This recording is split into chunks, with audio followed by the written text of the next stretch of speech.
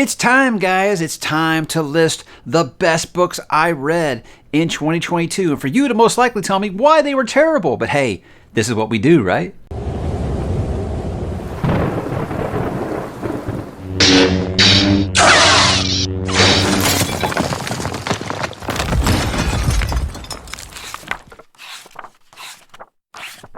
Hey, what's up, bookworms? Mike back with my final kind of end of the year video. The last one I like to do of all my end of the year content is my top 10 books that I read for the year. So this was quite a tough list to make. If you missed the other end of the year content, I've done, standalones I want to read next year. I've done my most disappointing books this year. All that stuff, you can find that on the channel. Just simply, click on my videos and go back like a week or two. I've done it all in December. You can catch all of that content now. So I love doing end of the year content because basically it's starting with a clean slate for the next year. You can't do that before you wrap up everything. Now with this list, guys, I'm not going to count rereads. I don't count novellas. I don't count manga or comics. It is novels only. So if you're looking for any of those things that I just listed, no, you can't be disappointed now when they're not on there. I mean, you probably can. I'm not telling you what to do. I'm just saying that's why I don't count them. Now, I read 13 manga volumes this year. I read 6 novellas and 71 novels. I did just barely beat my my Goodreads goal, which was 85 for the year. Now, I know a lot of people don't like to count, comics or novellas or whatever, so that's why I like to separate them there. So 71 novels to choose from, and it was tough because I had a really good year. Now, I take mostly recommendations from you guys, so it's very hard for me to it's more hard for me to find disappointing books for me than it is for me to risk my top, because I think with this I have so many to choose from, so much so, guys, that I got to hit you with a few honorable mentions before I get going here. And it's just basically a cheat. It's so I can say, hey, it's a top 10 list, but hey, I've got like 16 or 17 on here. That's the way that we do it, right? But honorable mentions, I want to begin by talking R.A. Salvatore, because he is one of 2 authors that have a book both on my most disappointing list and for my best list for the year. So, guys, I got to talk about Streams of Silver. I thought this was continuing to just build on this world that R.A. Salvatore has created. Well, actually, the world that he's playing in, because, let's be honest, he didn't create Forgotten Realms or Dungeons and Dragons here, but he has created Drizzt Do'Urden, one of the coolest characters in all of fantasy. And I think with this book, what I liked about it a lot was just he did something a little different than he did in Dark Elf, in that he's got a traveling group together. He's got someone going on a quest. I really liked in the book before this, Crystal Shard, is that he had, he gave Drizzt friends and stuff, and I liked that as more than just him and Guinevere, out in the world. I like this because he had friends and people to kind of work with and build relationships with, because that's what it's all about for me, character interaction. And with this one, they actually do the quest. Very much a throwback to The Hobbit, but in the best way. I constantly say, during that time period, the late 80s, early 90s, if you weren't writing like Tolkien, you probably weren't getting published in fantasy. So I have no problems with the little throwback there to The Hobbit. But I did really enjoy that trip, but not quite enough to make my top 10. Also, Boy's Life by Robert McCammon. Now look, the only reason this isn't in my top 10, guys, is because I do have a rule with only 1 book per author in this top 10, because I want to give everyone a fair chance here. So Boy's Life would be on this list any other year, but another Robert McCammon book actually beat it into the top 10. But Boy's Life, absolutely amazing coming-of-age story. One of the best I've read. He's right up there with Stephen King on this one, and writing just incredible coming-of-age under duress, under maybe supernatural experiences. It's a fantastic story that I think anyone and everyone should read ASAP, and it sucks because of this format that I created 3 years ago, that I can't have more than 1 book by 1 author on the list. So that is the only reason it's not on here. So if I was making a top 11, this would definitely be on there, breaking that rule. The Call of the Wild by Jack London. The only reason it's not in the top 10 is because it's shorter. It's not quite a novella, but I wouldn't quite call it a novel, because it was, seriously like two sit-downs. I read the whole thing. But it's easy to see why this is considered a classic. All these years later, people still talk about it, because it's just an absolutely wonderful story. I had no idea that the book was mostly going to take point of view from Buck, the dog. I had no idea that it was that type of story. But I don't know if it's because I read it after another book that kind of had me all up in my feels. But yeah, it hit me in the feels too. Lots of stuff about that book that really hits right here in the best kinds of ways. A real true, just like a companion story between between, man and dog. It's really, really just gorgeous. I loved it. I'd like to continue with the next book. I think it's White Fang. I think it's the book that follows this up. But again, it's called a classic for a reason. And a lot of times you'll read classics and be like, I don't understand why this has endured. This one, that's not the case. You can tell why this one endured. It's an amazing, amazing story. The Troop by Nick Cutter. I like this one a lot. It really did give me the early Stephen King vibes, and that's as high of a compliment as I can hand out. I think that The Troop is, people told me, hey, if you've got, kids that age, or if you've got kids in Scouts, it might be a tough read for you. Well, I got both. And you know what? It was an uncomfortable read. There are many times where you're kind of putting your hands up like this while you're reading that book, because there are some things that will make you squeamish. I think uncomfortable is a word I use in that review about 10 times. And it will make you very uncomfortable. For me, that's the best horror. When you get a certain age, horror can't really scare you anymore, I don't think. But what it can do is make you uncomfortable, make you just be like, all right, I know where this is going. It's train wreck in slow motion. I can't look away. And I think Nick Cutter kind of caught that extremely well with that story. And that's why I want to read more Nick Cutter in 2023. That is in the plans. Just outside of my top 10, these two. The Justice of Kings by Richard Swan. Thought this was an incredibly unique first, just any first book in a fantasy series, but obviously a debut novel. I think it's really, really going to see. It's easy to see why Richard Swan got signed by Orbit for a trilogy in his first offer. So yeah, this story, I think he does some really, really interesting things with the characters, almost in like a mystery, Poirot, Sherlock Holmes kind of way, set in a fantasy world, but also with like some of my favorite things about like Dune kind of sprinkled in when you deal with like a controlling voice and things like that.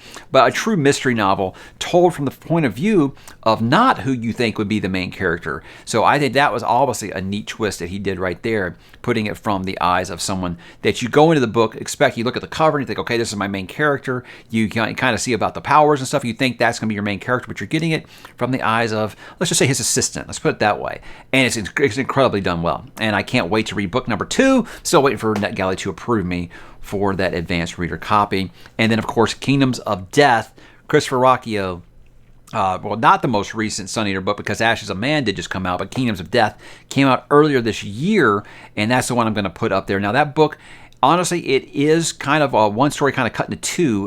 With Kingdoms of Death and Ashes of Man, he did cut that in half because of the publishing issue that's going on with the paper shortage right now.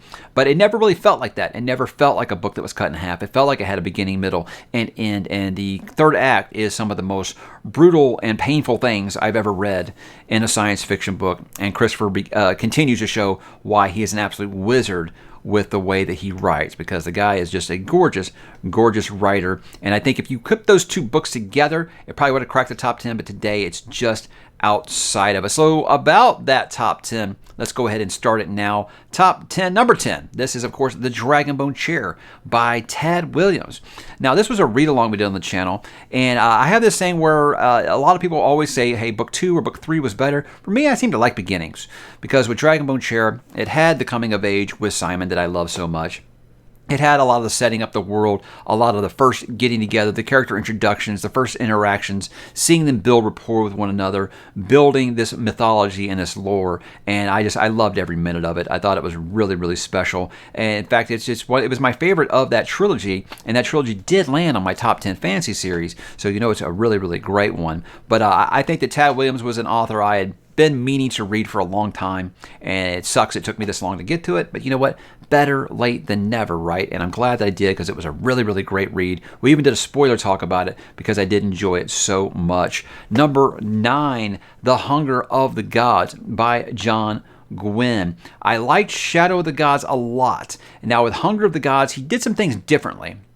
And when I first read it, I said I felt like I liked it better than the first book. But after some time to sit around, I think I did like the first book just a touch better, because I liked the questing of the characters much more in that first book. With this one, I think it does suffer a little bit from middle book syndrome. It does do that thing that John loves to do. He loves to give you some of the antagonist point of view, which I love, but it's so hard. It's so hard to root for some of those characters. It made me think of some of the most detestable characters from like The Last Kingdom or Vikings really in here. But again, you have some of the best leading characters and an ending that will absolutely make you flip tables in the way that only John seems to be able to do, because old Vicious Pen has no problem taking those characters that you love and taking them away from you. And that continues in that incredibly written Norse this world that he has crafted. I love it. I can't wait for book number 3. Number 8, I wanted to read some classics this year, and I wanted to read some classics that were based off some movies that I love. And one of those movies I love is The Exorcist, based off of William Peter Blatty's novel. And I am ashamed it took me this long to read this because I've seen The Exorcist, the movie, a few dozen times. It's one of the earliest horror movies I ever saw in my life. Saw it way too young, to be honest. So I was always kind of nervous to read the book because I was like, what if it doesn't stand up to, how great the movie is? I think it does, but I think I went into it expecting something different than what I got, but that's a good thing. I didn't expect it to be such a great character study of two characters that weren't the person possessed by the demon. In the movie, I feel like the whole it's dominated really by Reagan. What is Reagan going to do next? What is the demon going to do next? Whereas this book, I'm just watching this mental just breakdown by her mother, and then of course the journey with our pastor in that. I can't think of his name right now. Anyway, it's still not coming to me, so I'm just going to go ahead and just forget about it. But again, watching those two characters journey to self-discovery and some things that they're dealing with on their own, and that becomes the crux of the story. I think that really is what made that book really, really special, and it lived up to the expectations I had for it as probably the scariest book ever written. It really does have some things that'll have you being like, holy shit, So yeah, there's a crucifix scene that is in the movie. It's even scarier and freakier in the book, guys. So yeah, read it if you haven't. If you love the movie, check out the book. It's not going to let you down. Definitely not. Especially if you are into nice character studies. I think it'll surprise you in that regard. What surprised me is number 7, and that is, of course, going to be God's Grave by Jay Kristoff. And I think that was just because, look, I loved Empire of the Vampire last year, and then I talked to Jay Kristoff, but I hadn't read Nevernight yet. But I was like, hey, I'm going to be starting in January, no matter what. And I decided to start it, and I finished that trilogy all in a month. And what I found was that Mia was just one of the coolest protagonists that I've ever read in a series like that. And it's one of those things where people are like, oh, it's got a young female protagonist. It must be YA, right? Jay Kristoff don't do that, you guys. It's just as crass. It's just as filthy. It's just got as much sexual debauchery as you would come to. I think I've come to expect from him, and even more like Crank to 11 than what Empire of the Vampire had. Yeah, the insults and the writing are obviously a lot of fun. I love the wordplay that Jay Kristoff uses. But what I found incredible about the Nevernight trilogy is every single secondary character that he had in that had their moment to shine. They all had like a little bit of development just at the right time that you needed. There's no one in this story that goes by and just passing. There's no one there that's just a blank avatar, just a name on the page for him to use for some other meaning. What made God's Grave stand out to me is a trope that I love is the gladiator trope. And he does this about as good as Ridley Scott did in the movie. He does it really, really good. And it's perfect. It's so well paced. It's perfectly well done. And I think it's one of those things where you look at it and you're like, okay, is this the plot point he's going with? And then he surprises you with what he does. He's like, hey, I'm going to tell you what I'm doing, and you're not going to like it, but I'm going to make you like it. And he does. Now, I know there's a lot of complaints about Nevernight and the footnotes, and you can watch that review for what I have to say about that. But yeah, it didn't take away from anything for me, especially not in God's Grave, number 7 for the year. So Jay Kristoff, an author I'm anxious to read Empire of the Vampire 2, but I think I'm going to be reading just about anything that the guy does put forward after this. Number 6, this was a tough pick. I did read the entire Greenbone trilogy this year. Didn't know which book I was going to pick because I liked all 3 of those books for different reasons because all 3 of them are so very different. I think I've got to go with Jade City, though. And again, this is a thing where people accuse me of only liking book 1. Hello, I just picked God's Grave. That's book number 2. But with book number 1, it was the most Godfather to me. I felt like the Godfather in Japan. I love that. And this one, you get this amazing journey with this family and seeing how they're kind of going through some things that they didn't expect to happen. And about halfway through the book, something absolutely surprising happens, and it flips all the well-laid plans, upside down. And it just changes everything. And you're seeing how, okay, you know what?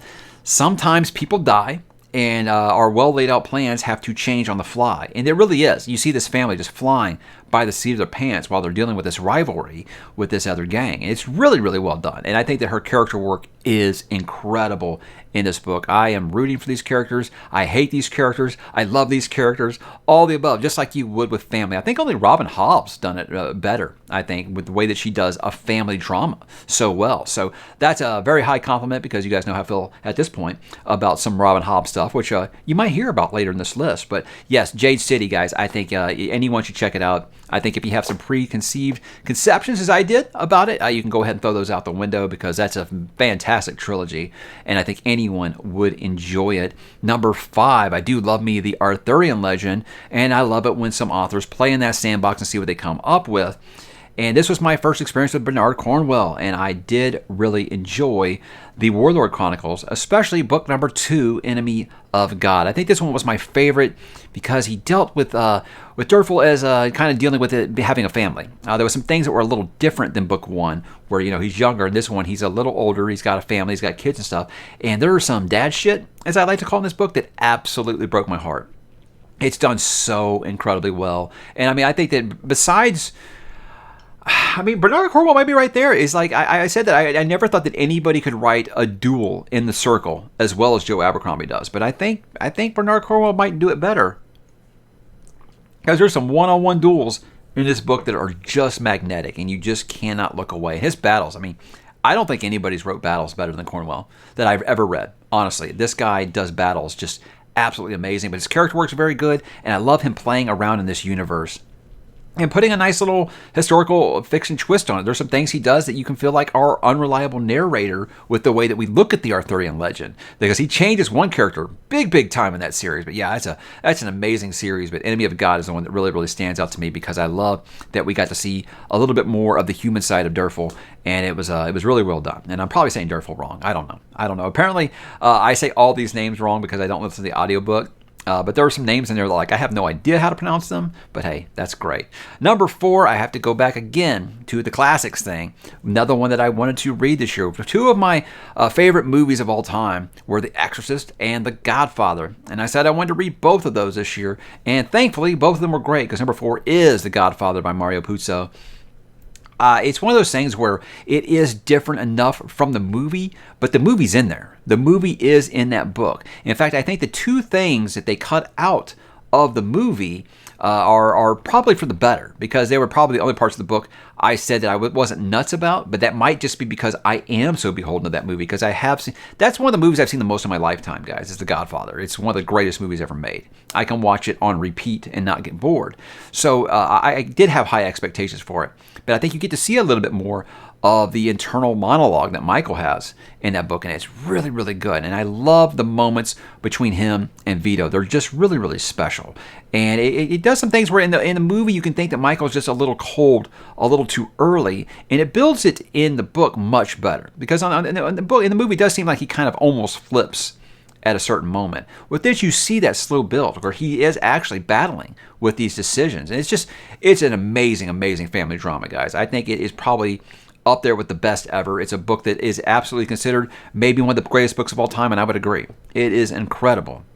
And again, you don't have to worry. Just like with The Exorcist, you don't have to worry that if you love the movie, you might not like the book because you've gotten so used to the movie. Absolutely not. These are 2 of my favorite movies ever, and they are now 2 of my favorite books ever. So The Godfather, look, it's going to make you an offer you can't refuse, and you can't refuse reading it and talking about it and loving it, because it's just that good, guys. Number 3, one that I put off for a long time, was because I was waiting for it to be completed, and it is completed this year. And actually, I'm reading book number 3 right now, the conclusion of it. I'm talking about The Forgetting Moon by Brian Lee Durfee. I slept on this for way longer than I should have, and I don't know what to tell you guys. It's everything that I look for in fantasy. It has incredible characters, an incredible world, kick-ass storyline that's just really got me compelled. So many prophecies and magical artifacts and things like that. Magical relics, I think, a questing for items and things. Everything that I love about fantasy is in that book, and it is, a little R-rated. It's not quite on the level of like Song of Ice and Fire, but it's right there with it. I think that people who love Song of Ice and Fire will really like this book. But he introduces so many cool characters in it. And what I like about it is he gives you a character from like each region of the land, and not all of them are the good guys. You are just following the good guys in here, and it does have some morally gray things. Your good guys will do things that you might find, like, oh man, I can't believe they're actually doing that. Are they going to get redemption for that? Are they going to turn things around? And then it'll give you things from the bad guy's point of view. And like I say with antagonists, they never think that they're the bad guy, and you see that really, really well here. But his lore is amazing. He does these things at the beginning. It's about this history. And you can kind of see that tying into what this world, these characters believe and have been led to believe their whole life. And maybe they've been led to believe things that aren't quite true. Might be a little bit of propaganda, but that's for you to decide. But yeah, absolutely incredible book. I can't believe he has that many characters in it. I've got invested in all of them.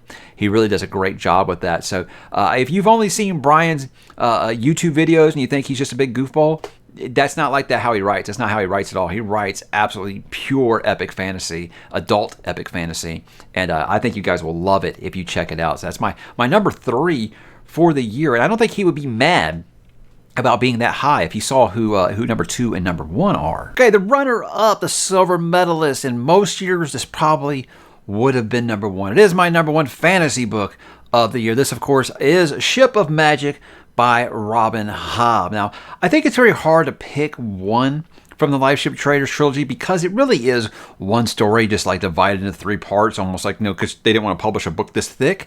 But if I have to pick one, I'm going to go with Ship of Magic because I think this is the one that has the most character development in the entire trilogy. Book number 2, Mad Ship, comes close. But with this one, I think you really get the inner workings of what this family is all about, what Ken and his part is all about, and how they all kind of link together in this overall story. And it has your coming of age stuff. It has your, character is down and out and has to work hard, build themselves back up. And it has just like one of the best antagonists that I've seen in some modern fantasy, if you want to call it modern fantasy. I mean, this is a 25-year-old book at this point, but it's just beautiful the way that she's able to write her characters and the way that they interact with each other. And it's just nothing short of amazing. Like I said, I think Stephen King's the only one that's on the same level with her when it comes to writing character interactions, how they play off of each other, how they react to one another. And it's done in like a realistic way. When a lot of times you see some of this dialogue between 2 characters like, yeah, who talks to each other like this? This, I think, is caught so well that many times I'll say, this almost doesn't feel like a fantasy book. And I say that in a book that has talking ships in it.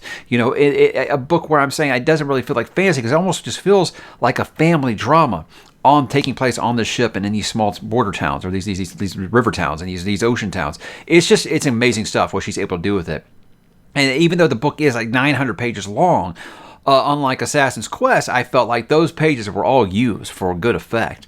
And that's why, like I said, in most years, this would have been my number 1, but it's what really revitalized my interest in reading Realm of the Eldlings all the way through. And I can't wait to do it. So what was able to knock that off? Well, if you've been listening to Hints and Clues or if you've watched the channel at all recently, you know that number 1 is Swan Song by Robert McCammon. Imagine everything that was great about The Stand and just by Stephen King and just kind of do it a little bit of a different way. There's a different kind of world ender kind of thing in it. And it's right there with it. The reason I bring that up is because it feels like you can't talk about The Stand without Swan Song coming up. You can't talk about Swan Song without The Stand coming up. I think there's enough room on the block for both these stories. They're both truly wonderful. I think what I love about Swan Song is the way that the characters just kind of scratch and claw and fight for every inch that they get. In any other story like that, you would have had several characters that just quit. They just been like, this isn't a world I want to live in. I'm done. I'll throw myself off this bridge and we'll be done with it. But with this, again, these characters just keep on fighting. And that's something that's easy for me to get behind. I want to root for a character like that. And again, you have some of the great bondings between like a father and daughter kind of stuff that I'm really, really into. I love those character interactions. You have a really great villain. You have several different arcs, I think, that all kind of come together at the end and make it just a wonderful, wonderful story. And a story where it seems like it's bleak and hopeless. And it's just one of those where you just keep on saying there's always hope. There's always that one shining little light of a better future. And he captures that stuff just perfectly well. Not only is this my book of the year, guys, this is one of the best books I've ever read. It is an amazing, amazing journey with these characters. You think about where these characters start at the beginning of the story. and where they end, it's just a truly remarkable journey. You do feel like you have basically been to the fires of Mount Doom and back with these characters, because you really do go on a journey with them. And I say it's not really what's considered a fantasy book. It's a post-apocalyptic book, so it wouldn't really go there. But I think that fantasy fans, much like with The Stand, will like this one quite a bit, because it is very much about the characters, about their journey. There is some questing in there. There's lots of traveling and great just different bands and parties and regimes and coalitions and all these things. It's just incredible, guys. And there's not a single character in this story, and there's dozens of them. There's not a single character that you will not either love to hate or hate to love, or all in between. It's just a beautiful, beautiful story that I think is just going to age incredibly well. It already has. It already takes place basically on an alternate timeline where some things do go wrong in the late 80s, and nuclear tensions do rise quite a bit. But guys, it's just, if you have this book on your list and it's not on your schedule to read next, make it a priority. It's something that I always say sometimes, hey, it's a pretty good book, but I wouldn't recommend breaking your TBR for it. This I will. I'll say, if you haven't read Swan Song, drop what you're doing. Do it now. It's a book that I think anyone and everyone will love. It is absolutely amazing. And honestly, it's just incredible that a book that long, we're talking like 1,000 pages on mass market, and it never once felt like that. I wish it was longer. I never once felt like the drag of that. I read that book in like 3 or 4 days because I just could not stop. I couldn't get enough of that world. I could not get enough of spending time with those characters. And if you're like me, you're a character first guy or gal, I think that you're going to absolutely adore that story. It is just brilliant, and I will stand upon every single rooftop in town and shout to everyone, read Swan Song by Robert McCammon, my 2022 book of the year. So guys, that is my list. I would be really curious to know what some of you guys' lists are, because I'm sure they differ quite a bit. And the reason that I joke that people might not like my list this year is because I feel like I do have, some classics. I do have some non-fantasy on here. I feel like I kind of mixed it up a little bit differently this year. And that's why I said I felt like maybe some of the reviews were kind of starting to get out of hand, because I was reviewing a bunch of old books that, no one has an interest in non-spoiler videos for books that are 50, 60 years old. So, but I'm always trying to, broaden my horizons, not just stick to just, fantasy books that every single other booktuber out there is reviewing. I do like to change it up a bit. That's why I'd like to try to do a healthy dose of classics and fantasy and sci-fi and horror, kind of keep it from getting a little stale. And I hope that you guys enjoyed that as much as I did. So why don't you drop in the comments, let me know your favorite books of 2022. I always prefer that much more than why my books suck. But anything you want to talk about below, we will do that. So drop in the comments, guys, and I will talk to you there.